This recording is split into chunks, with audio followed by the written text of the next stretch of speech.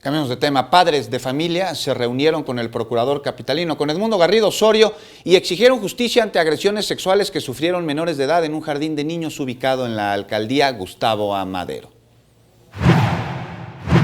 Padres de familia del Jardín de Niños Marcelino de Champagnat, ubicada en la delegación Gustavo A. Madero, se reunieron con el procurador capitalino Edmundo Garrido para denunciar que más de 30 niños de ese centro educativo fueron presuntamente abusados sexualmente por un empleado del kinder identificado como Ramón. Después de la reunión, en la que estuvo presente también un representante de la Procuraduría General de la República, dos de las madres afectadas hablaron sobre el contenido de la reunión, en la que se definieron avances.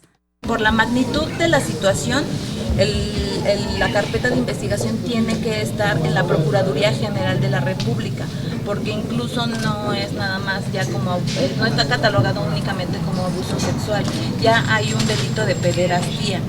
Las peticiones principales que pusieron sobre la mesa los padres afectados son: que no se manipule la información de la carpeta de investigación, que se haga justicia a quien o a quienes resulten responsables de las agresiones cometidas, así como cuidar la salud e integridad física de los niños. Las madres que acudieron a la reunión con las autoridades correspondientes, Fabiola Monterrubio y Stephanie Macías, reconocieron que a pesar que han pasado los días y no hay una sola persona detenida, la Procuraduría Capitalina les apoya en el proceso. Eso también fue una de las peticiones que ahorita se vio con el señor procurador, o sea que no hay, hasta ahorita no hay personas detenidas, entonces él nos hizo mención que por eso es también el apoyo que ellos nos están brindando para que se acelere el proceso y ya no tenga que pasar más tiempo.